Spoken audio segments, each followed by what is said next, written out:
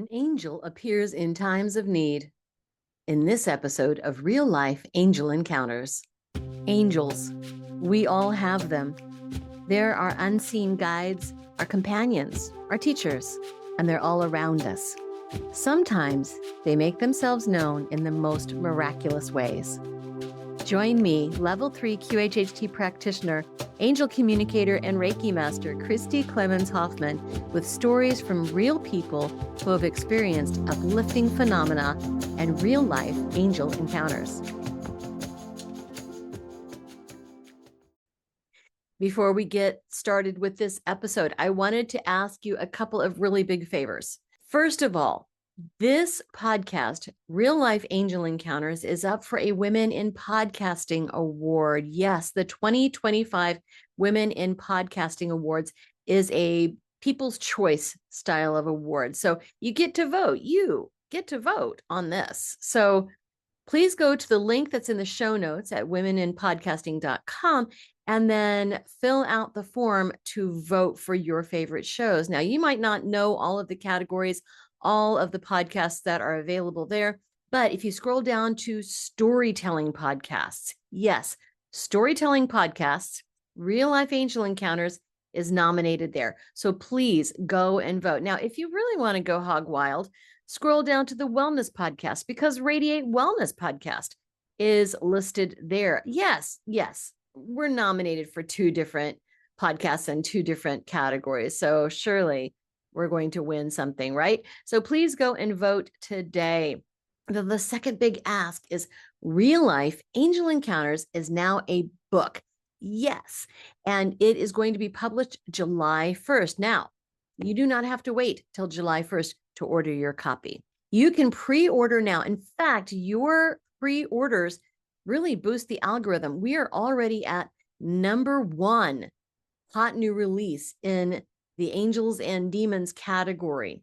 Let's see if we can get to #1 in the hot new release category across the platform. So I'll put the link in the show notes for you to go and purchase your copy of the Real Life Angel Encounters. Now, of course, you are purchasing the copy now and you will get it delivered straight to your mailbox as soon as it comes out. So you'll get it hot off the presses.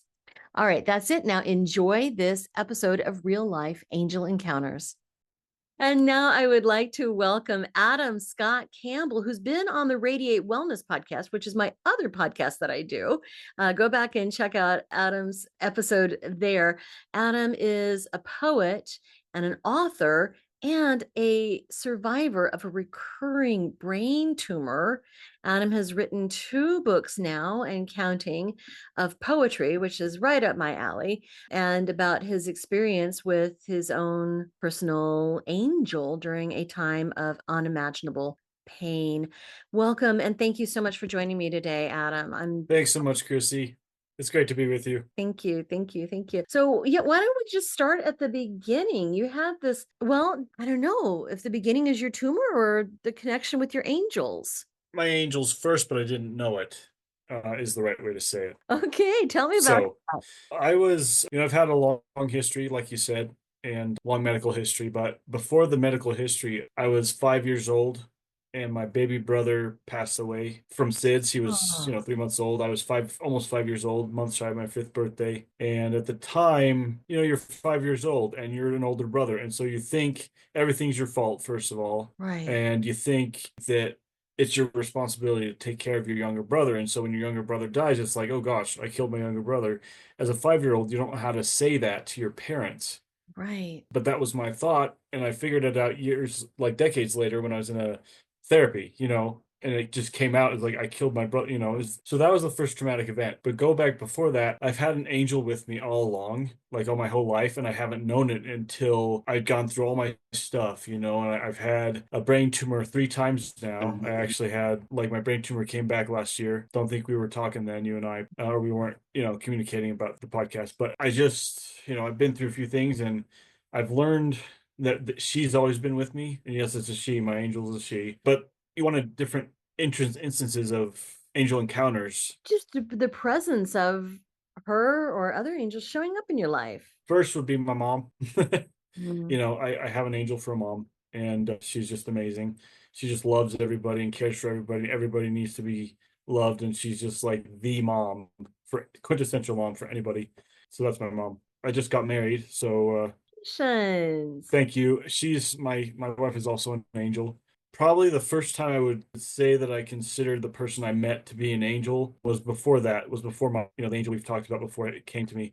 And that was in high school. It was junior year. And without knowing it was going to come, I had the opportunity to lay my heart, my poetry book, in other words, my heart on the line and just lay it open for anybody to look at. That's And that might sound like a trite thing, I don't know. But my poetry binder at the time was full of my own dark stuff, my hate stuff. I hate my life. I hate this stuff. It was just full of darkness, right? yeah. But that was what I had to offer. In junior year of high school, a senior student from my school had passed away in a motorcycle accident just up the street the day before this event happened. And he was very caring and kind and a very popular kid, and just he was very good with people. So when he passed away the next day, his friends and fellow students are on the side of the school at lunchtime. They're drawing farewells to him in colored chalk on the ground, just drawing pictures and drawing words. It's the most heart-wrenching thing you can imagine. They're crying, they're holding each other, and I'm just like, holy cow. And I didn't know it had happened. I Yeah. didn't know that it had happened until I came out of school to go to lunch across the street. And I see them all on the side of the school. This is happening. And I see them crying and holding each other. And I'm full of my own darkness because I found out the year previous that my brain tumor had come back. So I was dealing with that. I had all these self-image issues. I didn't like myself at all. So I take my poetry binder. I'm like, it is the hardest thing I've ever done in my life. I was like, I have to do something. I can't just walk away, right? Right. Because I have all this pain inside. They have all their pain. It's like I connected with them in that way. So I Yeah. had to do something. So I took my poetry binder full of all my stuff out of my backpack. I put it in the middle of all of them on the ground in the cement. I opened it to my most private poem. I took a piece of colored chalk from their bucket. I drew a chalk line around my binder, and I got up and I left the binder there and I went to lunch. Yeah. Hardest thing I've ever done in my life. Wow. And we'll get to the angel in a sec. So I'm at lunch. I'm going crazy thinking, what are they doing? What if they're taking from my binder? What if they're defacing it? What if they're, just crazy thoughts, right? Right. Right. But Right. that was reality for me. That was my heart I'd laid on the ground. So I come back from school or from lunch when it's done. I'm hurrying across the street back to school. I see this girl lying on her stomach right in front of my binder. She's reading from it. And Ah. I'm like, holy cow, what is she reading? What is she learning? Ooh. And something must have alerted her. I don't remember anyone like yelling to her or talking to her or anything. She was alone on the ground there just reading. But she looked up and she sees me coming, and she gets up in a hurry and she just books it. Doesn't say a word to me. So I take my binder, put it back in my backpack, go to my last two classes. I come back out of school and I'm standing on the curb shaking. I can't drive right now anymore because I'm imbalanced.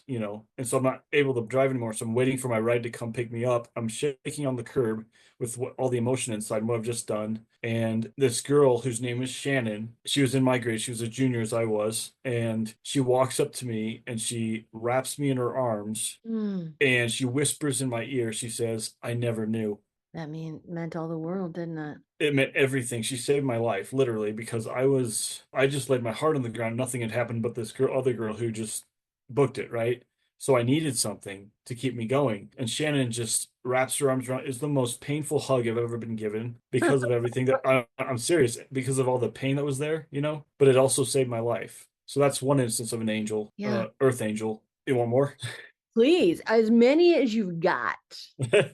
So I'm in my singles congregation, my church singles congregation. Yeah. This is years and years later. I'm like late 20s, early 30s. I'm in this, singles congregation at church.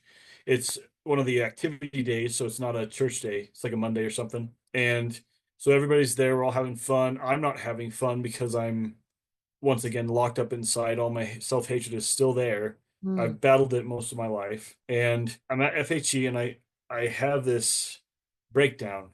FHE is what we call family home evening in my Oh, church. okay, gotcha. So it's like it's just an activity night. So I'm having a breakdown. My fellow singles from my church don't know what to do because I'm breaking down right in front of them. So I just sit there on the side of everything, just crying and crying and crying. And this guy comes up to me. Brett was his name. He was a good guy. He cared about people, and he just kind of sat next to me and listened to me bawl my eyes out. Oh, So I was just like, sometimes that's all you need. You just need somebody to know that you're hurting and to be there with you.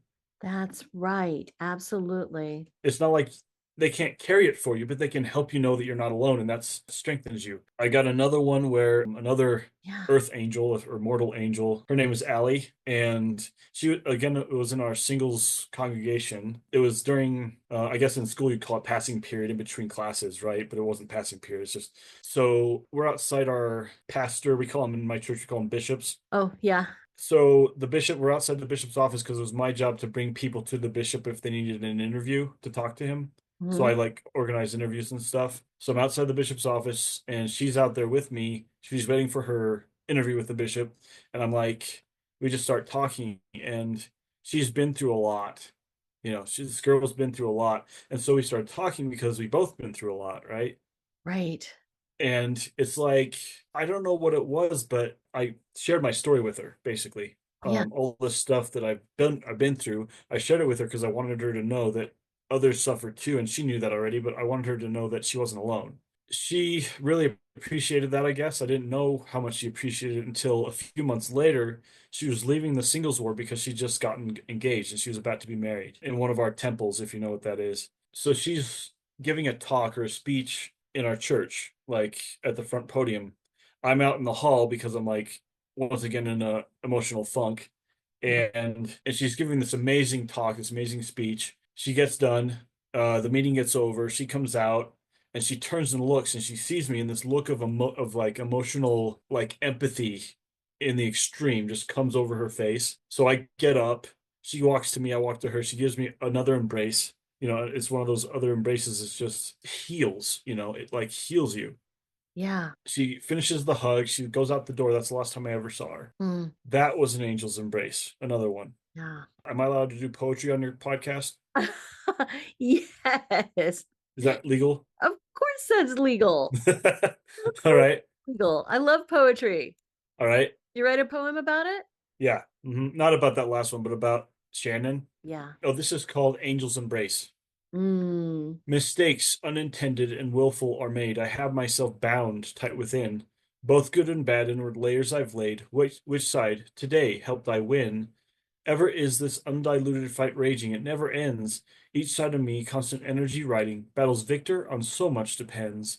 In mm, hate's trance, through my black cloud I see fellow children goodbying, chalk in hand, giving tears I can't find, grief locked inside my scarred heart, their pain demands. This must be shared, they must know that I cared, whatever may wait at the end. Though blackened and ugly, I will leave in your charge a gift for your love passed friend. mm, I lay it down, this hate child of mine, fear and dread battle, no one makes a sound. Book of my heart, scarred, battered, hate filled, I have outlined in chalk on the ground. Then fleeing their glimpses, their thoughts, their disgust, I'm so sure will be the result. Abandoned, I leave my torn heart in their hands, mind, thought, and soul in tumult. Hours have passed, fear filled, I return for whatever is left of my heart. Children sitting, heartbook held in my hands, they're searching me for my first start. They see me and scattered, though it is no matter. Now guardian of a soul fully bared, I've done what I never dared think of before. I shared. They'll know that I cared. No words to me ventured. I become all numb. Class done, I leave school for the day. On the curb, I'm shaking. Eyes corner. One glimpse. An angel is walking my way. I mm, know she has viewed each and every part of my bruised, battered, broken, embittered black heart, paralyzed by the truth on her face. Slender arms reach round my shaking, pained form. I am bound in an angel's embrace. Speaking slowly, she whispers, I never knew. Sweetest words to a soul with such sins. Never held so purely in all my life. The healing, long waited, begins. nice. You know, before we started recording, you talked about how people can be your angels as well. Yeah. I think you hmm mentioned that with your mom too, that people can be our angels as well. It doesn't have to be this being Earth shattering, that, right? even though that can happen too. It can, right? But it can also be just like someone is inspired by an angel to be kind and Mhm. show that humanity. That's wonderful. Let's move forward to when you had your first round with brain tumors Okay. and angelic support that you received then. So I had my first brain tumor at 9, Wow. found by accident, of course. You don't expect to have a brain tumor. Oh no. Um, So my older sister, my younger brother, and I were playing helicopter in our living room in Texas. And helicopter, of course, you spin around like a crazy kid, get dizzy, fall over, recover, repeat as many times as you want to. That's helicopter. So I did that. I got dizzy after spinning around. I fell over. I hit my head on the ground, got knocked out. My dad, he roused me pretty quickly, washcloth, I think, but he didn't take any chances. He took me to the hospital and did a X-ray, Hmm. and they found no damage, which was my dad's fear. But they did find that the ventricles in my brain were 4 times the size they should have been. Wow. Yeah. So of course they don't know what's causing it, but they're like, holy cow, something's going on. So they do an MRI at that point, Yeah.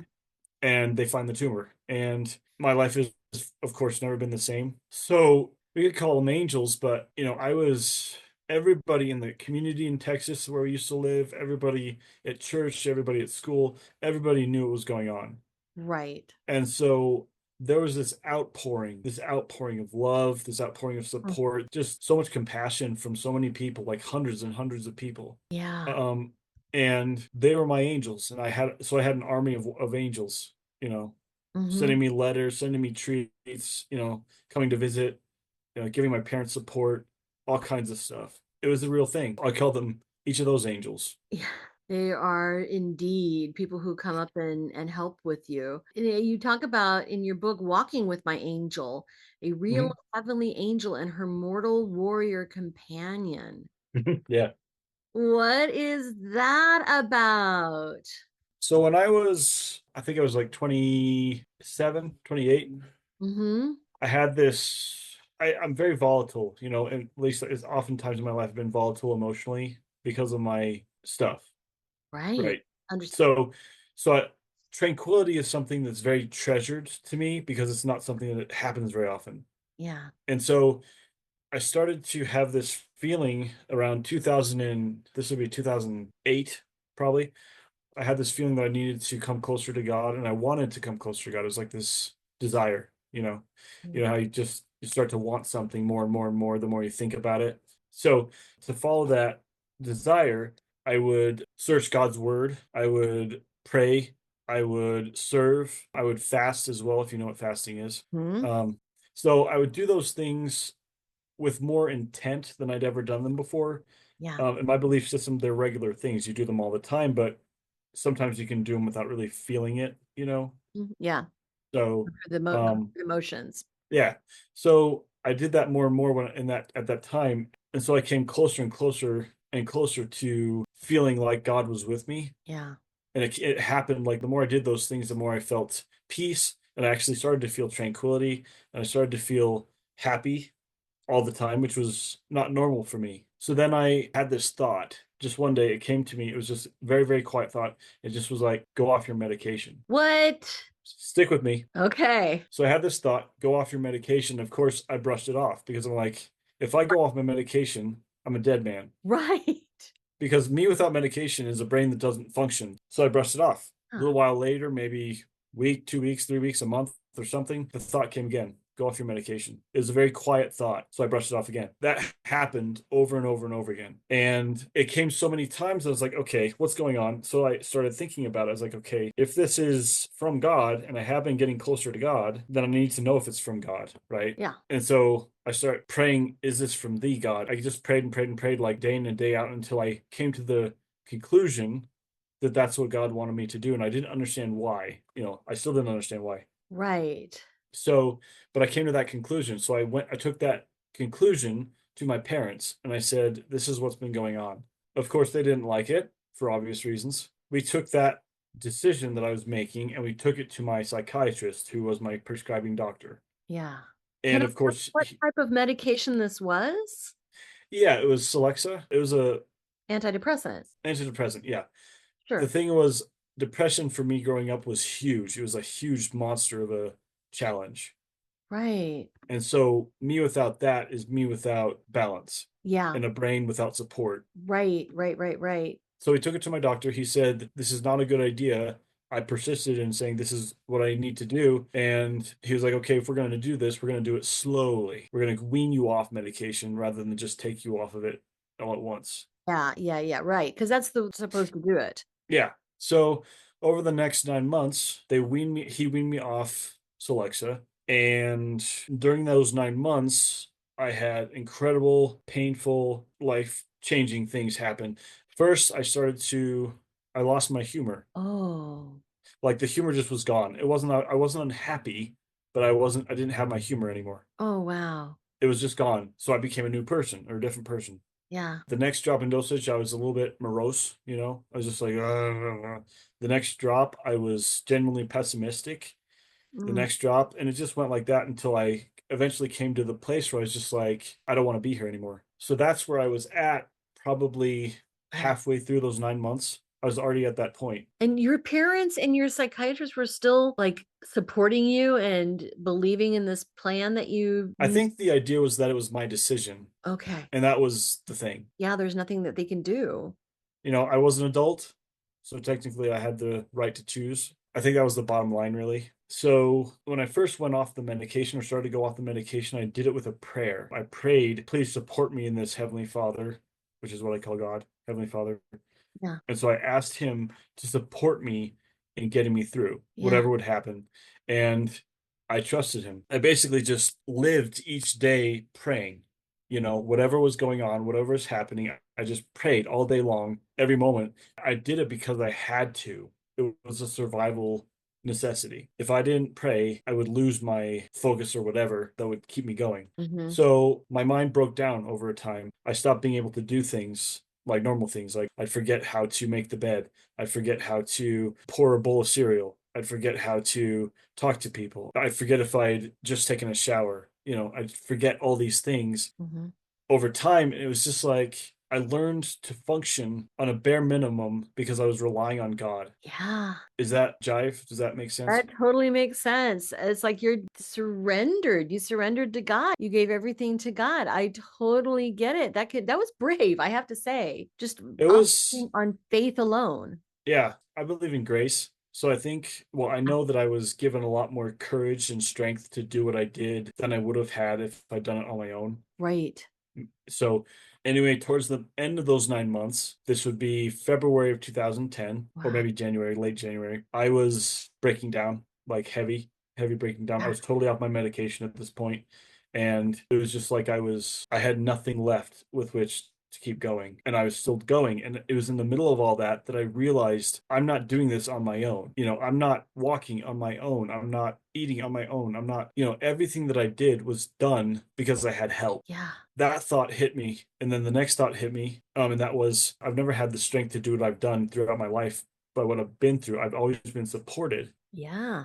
And the third thought came that I was being supported now. Yeah. And when that thought came, I felt them at that point. I felt the arms that were around my shoulders and around my waist. I felt arms around me holding me up, Yeah. like physical arms. I couldn't see them, but I knew they were there. And it relieved me, of course, because I'm like, okay, all right, I don't have to rely on my strength. Yeah. So that was a huge thing. About probably, I don't know, a couple weeks, 3 weeks before February, like when I went into the hospital the first time, Yeah. a couple, 3 weeks before that, I came to realize that I didn't want this struggle anymore. I was not in a good place because my brain was already shutting down and I was still walking around as though everything was fine, and it wasn't. So basically, I'm at our church building again, our singles congregation church building, for a Monday evening. It's FHE again, and I'm walking, as I recall, I was walking toward the front doors of the building, and I felt my life slipping away.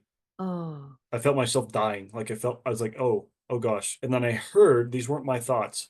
I heard someone else speak something into my mind, and it was the two words, it's time. Oh. Wow.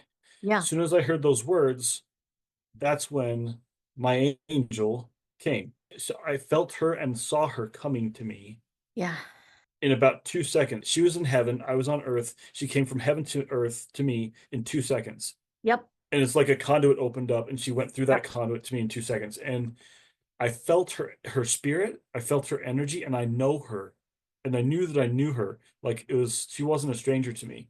So somehow I've known her before, right? Yeah. She came to me in 2 seconds and then she engulfed me, you Engulfed. know. Yeah. Yeah. You know how you've been hugged before, of course. Yeah. Engulfed is something different. It's like her spirit and my spirit meshed. Mm. So mortal man's spirit and the immortal, glorified angel's spirit meshed in one glorious moment for me. And her life, her energy, her love, especially, like soaked into my life Mm. and revived me and helped me to keep going for however long it was that it took for me to get to the hospital, which would have been like a week or two Ah, later. So she gave me the life I needed to keep going for that short time. yeah. So that's my angel story, my big one. That is amazing. That no, you didn't see her, but you felt her just like coming in. You heard her words. Do you think that was her that said it's time? No, Okay, I had a very different idea of what that meant. So, how you interpreted that? It's time. that was God talking to her, telling her it's time. Go help him. Go save him. Yeah. Right. I keep thinking of It's a Wonderful Life, that movie. I Yep. don't know if you've ever seen that, right? Where Yep. where it's like, all right, Clarence, it's time, it's go time. You go in there and help him out because this dude's needing some help now. And Wow. then he's like, doesn't he say something like, yeah, you look like the kind of angel I'd get. Yeah. That is true. But I mean, how did you experience your angel? Do you have a name for her? No, It I doesn't, call her Angel in my poetry. right. I hear all the time. It's like, it doesn't matter what you call us. The name is for you. It's not for us. We are a vibration. We're a frequency. We're not necessarily somebody who's got a name, but Hmm. sometimes they'll say, well, if you have to call us something, you can call me Sally, right? If you've got to call me something, call me, Flim Flammer. I don't know. I'm just making, but it's us that needs to have that connection. You know what I mean? Hmm. Oh, have you perceived her since? Yeah, she's present. She's with me. How do you feel her now? Not like it was then, because then it was Boom. like heaven engulfs me, right? So it's a very different experience to what it is now. Now it's like just pure love, gentle, right by my side most of the time. Yeah, there is Yeah, nothing like that love. I mean, you think your mom loves you, your dad loves you, but man, when you feel that love from the divine, from your angels, from God, there is it's nothing different. like it. It's different. It's different. Yeah. Wow. And so she shows up in your poetry now. Yeah. Oh, yeah. That's wonderful. Yeah. I'm a Thank you. I love it. I love it. I love it. Yeah, your poetry is really good. I like it a lot. So I'm, keep doing that. Wow, that's a pretty amazing experience. Else that comes to mind that you'd like to add about it? I could share the poem that I wrote. Not, it's not in my angel book. Share the poem that I wrote like shortly after that experience, Oh yeah. years ago. Yeah, if you've Um, got another poem to share about that, I would love to hear it. this is called Embraced. So not angels embraced, but embraced. Yeah. At the end of my rope, I've not more to give, one foot in front of the other. If I keep moving, I continue to live here among my sisters, my brothers. All round me they stand, but I feel them no more. My spirit is trying to leave. I've given all I have to give. It is difficult to believe. The moment arrives, I will leave. I'll be gone, no longer to frequent this place. Then an angel rushes up to me and folds me within her embrace. Ah, I'm gasping. Her love is so strong, it washes over my soul. Balm to my hurts, my gaping wounds, in an effort to make them all whole. Still on my cliff's edge, for I cannot leave, I view the abyss below. I feel my time at last has come. Please, I say, let me go. Thousands of prayers have reached to heaven to keep you strong and steady. Now your time has nearly come, but you are just not ready. Mm. Then woe is me, I cannot find a reason to want to stay. I fought the fight for all my life. I'm immersed even now in the fray, but my heart is dark, my strength is gone, and I have not the will to fight. Then I shall hold on to you, she says, until you're filled again with light. My God, that is so beautiful, Adam. That is so beautiful. Thank Yes. you. I love that. That is nice. It's so funny. I was a little bit late coming to this call. So, listeners, that's me admitting that I was running a little late. I had a client this morning and, I was just finishing up with her before getting on with you. Anyway, I don't think this is giving too much away, but she came in because she was feeling very disconnected from God. And that happens to all of us. There are times Hmm. we just feel disconnected when we're Yep. stressed, when we're overwhelmed, when we're burned out. We feel that we're not connected to God. My message to this client was that we are always connected. We cannot do anything to separate ourselves from God. Mm-hmm. If we're feeling that disconnection, is because on our end, Yeah. right? It's not through our fault or anything that we've done, but it just, we've forgotten that connection.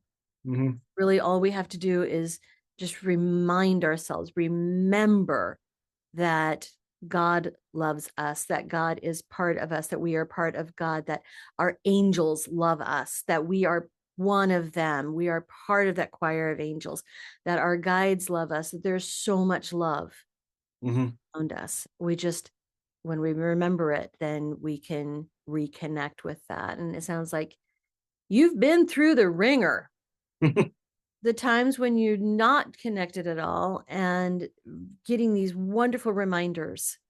Yeah. Yep. Right. That's beautiful. So I have just one more question for you. Why did you start like writing poetry about this? Like, where did that come from? I've been writing poetry my whole life. It's how I get stuff out usually, Yeah, yeah, and it's great to talk to friends, and well, it's part of the journey is to talk to people who you can trust, who you can confide in. yeah, But I'm a writer. yeah. I'm a writer, so I have to write it down. It's part of my self therapy or Self-care. whatever. Okay. Yeah, that totally makes sense. And then for some of us, it just comes more naturally to write that way than others, but it's certainly a very accessible art form. And I just think your poetry is beautiful. It's very, very nice. So I would encourage everyone to go visit adamscottcampbell.com and check out the two books. You've got Walking with My Angel, and then you've got Embattled We. Could you tell us just a little bit about Embattled We, A Poet's War? Yeah, both of those poems that I spouted to you today, both of those are in Battled We a Poet's War. Those aren't in an angel when an angel walks, or Okay, good to know. so. But the Battled We is like over the years the jewels that I've gleaned from the struggles that I've had. As the title suggests, Embattled We a Poet's War. Mhm. It's just been a battle and a war, and you know, it's full of like what I would call faith drops. You know, faith drops, just like little tidbits of this is what got me through. Yeah. So faith drops, but that's the battle of poets were walking with my angels. A bit more concentrated and focused in the way of my angel, of course. So a little bit of a change in focus. Yeah. Yeah. Yeah. All right. Well, it's been a pleasure talking with you about your experience and the help and insight that you gained through your angelic contact. It's very inspiring, I think. So I think everybody can know that we are 100% supported by our angelic team. And it's just up to us to recognize it and know that they are with us. Well, thank you so much for joining me today. Absolutely. Thank you so much, Christy. You're awesome. Thank you for listening. Please subscribe and follow, and be sure to share this episode. The more people who know about this podcast, the more great story submissions we get. Have a story to share? Email your own real life angel encounter to angelencounterspodcast@gmail.com or visit radiatewellnesscommunity.com/real life angel encounters podcast. Or join our Facebook group and continue the discussion. Want to know what your angels and loved ones have to tell you? Schedule an appointment with me at radiatewellnesscommunity.com. A special thanks to James Wheeler for the original music and to Tiffany Baumgarten for the logo design.